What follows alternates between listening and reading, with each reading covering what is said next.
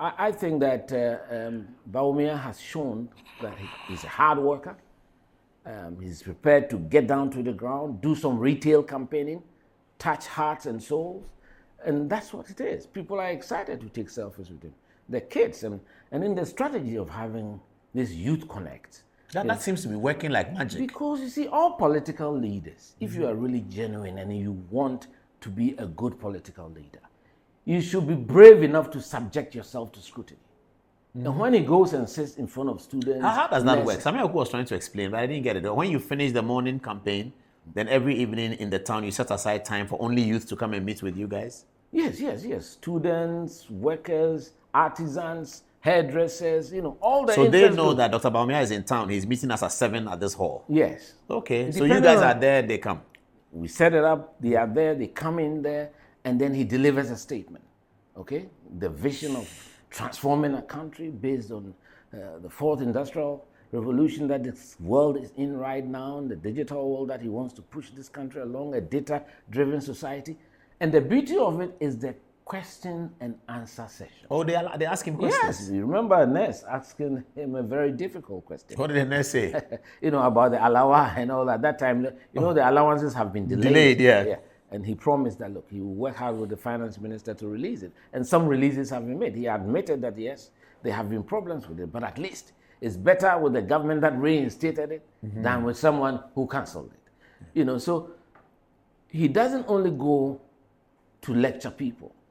And when he meets the clergy wherever he goes. Muslim clerics, faith-based organizations, after delivering, he allows them to ask questions. The issues of the LGBT and his views on things. Very difficult questions are asked.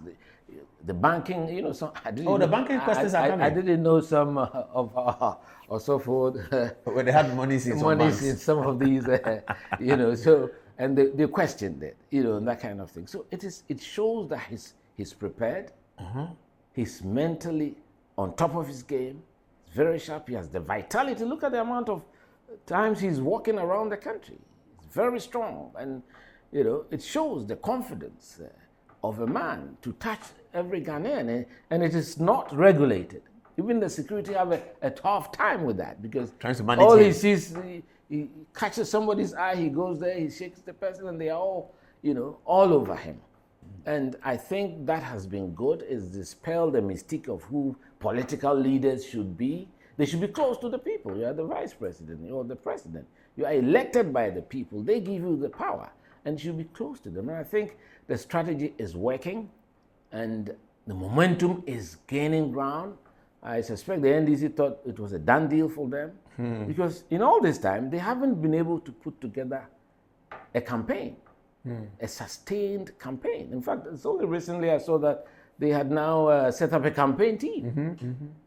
That's over a year after being elected. And so it tells you the state of preparedness. So Ghanaians are watching. They know that he's far more prepared. I mean, this is someone who is in office. You are in a position, and you can't prepare a message to face the Ghanaian people. You can't conduct or prosecute a very efficient, effective campaign around the country, and we have only barely 4 months to elections.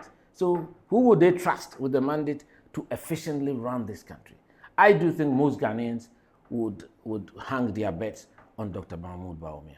Irrespective of the economic situation, irrespective of the fact that they said Akufo-Addo was disappointing, Dr. Bawumia said things that he would do, he didn't do. All of these things keep coming up. Look, being in government is very tough, and I'm sure Dr. Bawumia would have learned some experience and built some stock of experience from what he's been through. It's not everything that you intend to do that you may be able to achieve when you are in government. You understand that. And the Ghanaian people know that the amount of work that the government has been able to deliver in these very difficult times. And there has been a global crunch. So many people think that it's only in Ghana. But you travel a lot. No, the Ghanaians abroad tell us. Yeah, it's very tough outside. I mean, these days when you go out, you can't even shop, because things that you buy for $40 are now $120. You understand? I mean, inflation in places that was always lower single digit are heading close to double digit.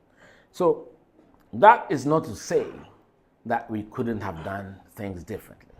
Of course, I'm sure there have been shortcomings, and he realizes it, And I think I would trust him, and I know majority of Ghanaians would trust him, to lead us into this new era, new chapter.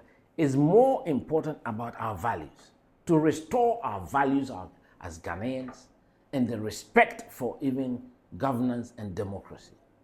Right now, the confidence that people should have on political leadership has taken a little bit of a beating, you understand? And I think he's the kind of person, he's not materialistic. I've been around him, I know, from his hometown to Tamale. He's not materialistic for someone who's been vice president for close to 8 years. And I have confidence that he's the kind of person... I'll take it.